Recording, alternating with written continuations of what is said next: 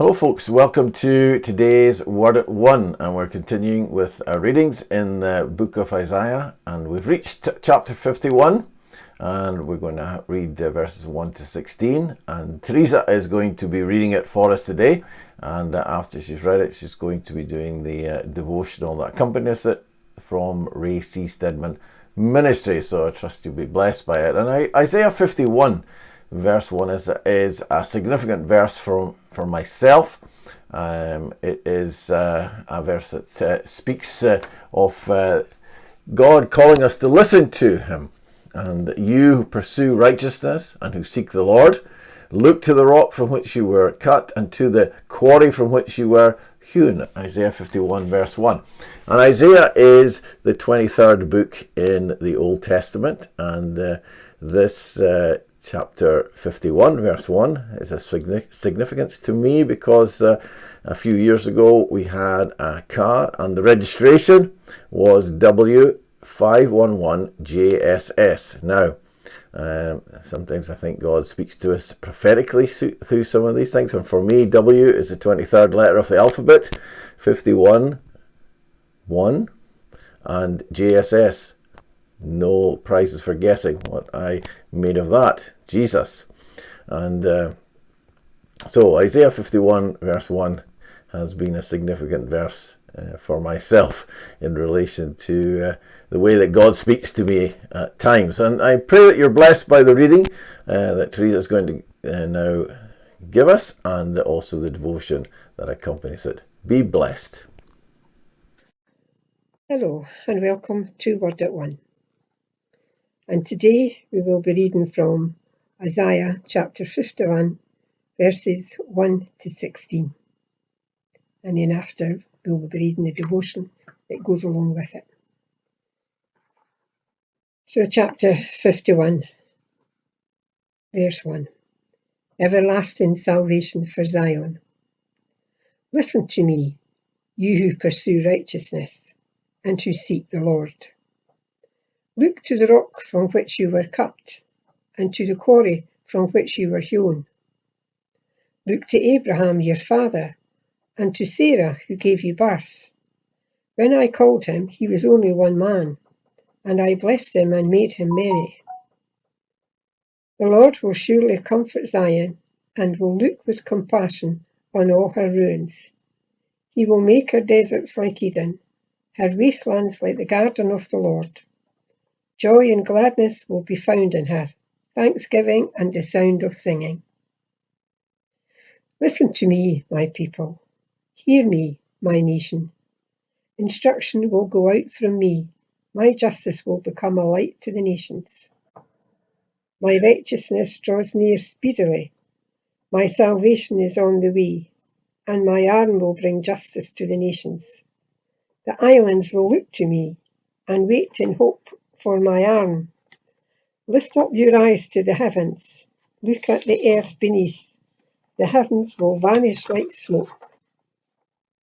The earth will wear out like a garment, and its inhabitants die like flies. But my salvation will last forever.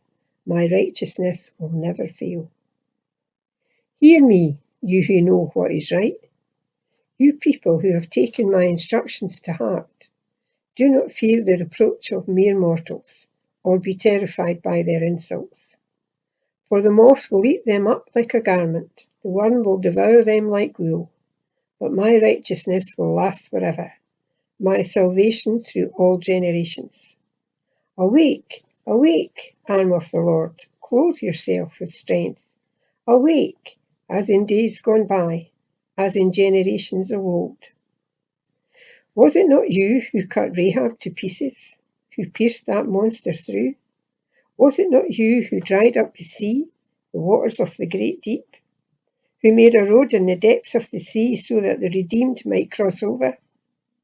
Those the Lord has rescued will return. They will enter Zion with singing. Everlasting joy will crown their heads. Gladness and joy will overtake them, and sorrow and sighing will flee away.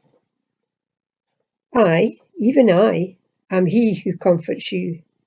Who are you that you fear mere mortals? human beings who are but grass, that you forget the Lord your Maker, who stretches out the heavens and who lays the foundations of the earth, that you live in a constant terror every day, because of the wrath of the oppressor, who is bent on destruction. For where is the wrath of the oppressor? The cowering prisoners will soon be set free. They will not die in their dungeon, nor will they lack bread. For I am the Lord your God, who stirs up the sea so that its waves roar. The Lord Almighty is his name. I have put words in your mouth and covered you with the shadow of my hand. I who set the heavens in place, who laid the foundations of the earth, and who say to Zion, you are my people. And now for the devotion, and it is titled, Where to Look, and we'll read Isaiah 51 verses 1 and 2. Listen to me, you who pursue righteousness and who seek the Lord. Look to the rock from which you were cut, and to the quarry from which you were hewn. Look to Abraham, your father, and to Sarah, who gave birth. When I called him, he was only one man, and I blessed him and made him many. Chapters 51 and 52 give specific steps which believers can take when they feel discouraged and forsaken of God. This marvellous section is gathered around the phrase, listen to me, which is repeated several times. These chapters give great insight to God's programme for the discouraged. Notice he says that if you are discouraged, look back and see where you came from. Israel was to look back to Abraham, back to the time before he left Ur of the Chaldees. He had nothing. He was but a rock in a hard place. God called him and gave him everything. Look at Sarah. She was 90 years old before she underwent the labour of childbearing. Yet God multiplied her offspring to become the nation of Israel. When you are discouraged, look back. You may not be what you want to be, or even what you ought to be, but thank God you are not what you were. Remember Paul's words to the Corinthian believers. Neither the immortal, nor idolaters, nor adulterers, nor homosexuals, nor thieves, nor the greedy, nor drunkards, nor the revellers, nor robbers will inherit the kingdom of God. And from 1 Corinthians 6, verse 9 to 10. But the apostle continues, and such were some of you.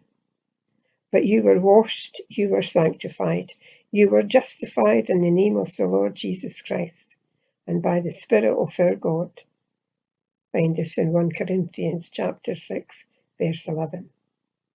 Look back. Has God changed you? Has he altered your inner life and changed your heart? Then also look ahead, God says. My righteousness draws near speedily. My salvation is on the way, and my arm will bring justice to the nations. The islands will look to me and wait in hope for my arm. Look ahead. A new day is coming. God is at work. We are not headed for darkness and despair. We are headed for peace and light and glory, for power and ministry such as we could never dream. In 2 Corinthians 4, the apostle says, this light affliction, which is but for a moment, is working for us an exceeding weight of glory. This is what lies ahead. We must go through darkness here for a while, but it will not last forever. Once in a meeting where people were sharing their favourite Bible verses, I heard a man say, my favourite are those verses that begin, and it came to pass. When I face discouragement, I say to myself, it didn't come to stay, it came to pass. This is what God is saying. It will not last forever. We are headed for light, for peace, and for glory. Thank you, Father, you who know me so well, that you can encourage me in the midst of my distress. I am not forsaken. I am not neglected. You have inscribed me in the palms of your hand, and you will not forget your promises to me. Life application. God's plans for his people are to give us a future and a hope, and he will sovereignly complete those plans. Are we confidently trusting him to fulfill his certain promises? Let's pray. Thank you, Jesus, that you are always with us, that you promise never to leave us, never to abandon us. Just thank you for that, Lord. And when I do feel discouraged, help me to remember this reading this morning, just to look to you. And it's not forever when you were in the valleys. It came to pass, and it will pass, as long as we just focus on you, Lord. And I thank you for that. God bless.